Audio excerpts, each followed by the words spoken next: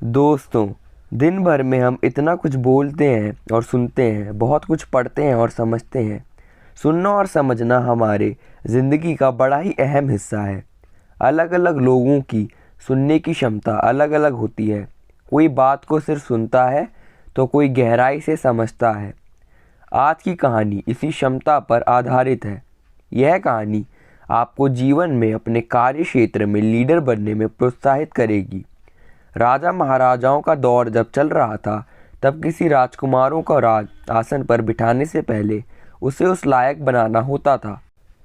उस दौर में बड़ी बड़ी मैनेजमेंट स्कूल या कोई डिप्लोमा कॉलेज तो नहीं था जहाँ जाकर वे यह सब चीज़ें सीख पाते। उस दौर में अनुभवी गुरुओं द्वारा राजकुमारों को वह शिक्षा दी जाती थी जो उनको अपने भविष्य में काफ़ी ज़रूरी और महत्वपूर्ण साबित होती थी। चाइना के एक राजा को जब अपने पुत्र को राज सिंहासन पर बैठाने की सूझी, तब उसने राजकुमार को उसके लायक बनने के लिए एक जैन मास्टर के पास भेज दिया। मास्टर ने राजकुमार को कुछ दिनों तक तो अपने पास रखा और बाद में 1 साल के लिए राजकुमार को जंगल में जाकर रहने का आदेश दिया। राजकुमार मास्टर के आदेश अनुसार जंगल में रहने के लिए चला गया। अपने राज्य में ऐशो आराम की ज़िंदगी जी रहा राजकुमार शुरू के कुछ महीनों तक बड़ी तकलीफ में जंगल में रह रहा। बाद में उसे धीरे धीरे उस जंगल की आदत हो गई। वो सहजता से उस जंगल में रहने लगा और जंगल में होने वाली छोटी मोटी घटनाओं का अवलोकन करने लगा। देखते ही देखते हैं 1 वर्ष बीत गया और राजकुमार वापस अपने मास्टर के पास लौट आया। मास्टर ने राजकुमार के लौटने के बाद उससे सबसे पहले एक सवाल किया कि मुझे बताओ, तुमने जंगल में क्या क्या सुना। राजकुमार बोला, मैंने वहाँ झरने की कलकल, भंवरों का गुंजन, पत्तों की सरसराहट, बादलों की गड़गड़ाहट और झिंगोरों का शोर सुना।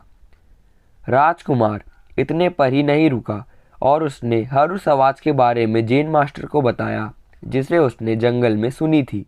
जैन मास्टर ने राजकुमार से पूछा, और क्या क्या सुना तुमने? राजकुमार बोला, मास्टर, मैंने आपको उन सभी आवाज़ों के बारे में बता दिया जो मैंने सुनी थी। मास्टर ने राजकुमार से कहा, ठीक है, तुम दोबारा उसी जंगल में जाओ और वहाँ से तभी वापस लौट कर आना जब तुम्हें पहली सुनी आवाज़ों के अलावा कुछ नई आवाज़ें सुनाई दे। पूरा 1 साल जंगल में बिताने के बाद राजकुमार यह सोच रहा था कि अब उसे अपने राज्य में वापस जाने के लिए मिलेगा, लेकिन मास्टर ने उसे फिर से वहीं जाने का आदेश दिया।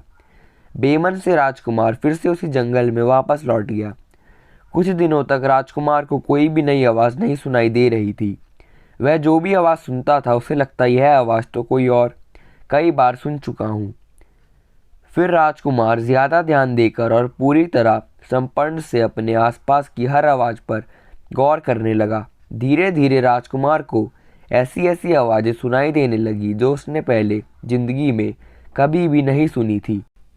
कुछ दिनों तक उन सभी आवाज़ों का अभ्यास करने के बाद राजकुमार अपने मास्टर के पास लौट आया। राजकुमार इस बार बहुत प्रसन्न चेहरे के साथ अपने मास्टर को उन सभी आवाज़ों के बारे में बताने लगा जो उसने इस बार सुनी थी। राजकुमार ने कहा, मास्टर, शुरू में मुझे सारी वही आवाज़ें सुनाई दे रही थी जिन्हें मैं बरसों से सुनता आ रहा था। फिर मैंने ज़्यादा ध्यान लगाया तो मुझे वो आवाज़ें भी सुनाई देने लगी जो आमतौर पर सभी को नहीं सुनाई देती हैं।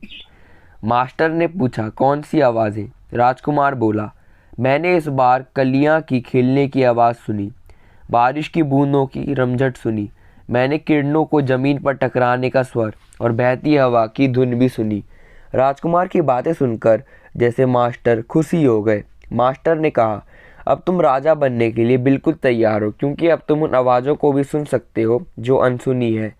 हर राजा में यह गुण होना चाहिए कि प्रजा की वह कहीं और अनकही बातें और भावनाएं समझ ले, तभी वो सही फैसले ले सकता है, उनका विश्वास जीत सकता है और उन्हें सुखी रख सकता है। इस कहानी से ये सबसे बड़ी सीख हम ले सकते हैं कि अगर हम अपने जीवन में या करियर में किसी भी फील्ड में सफल होना चाहते हैं तो हमें उसके हर पहलू जिसे सब मानते हैं और उन्हें भी जिनसे सब लोग अनजान मानते हैं और उनमें एक्सपर्ट बनना चाहिए।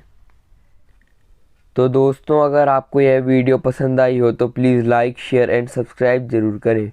धन्यवाद।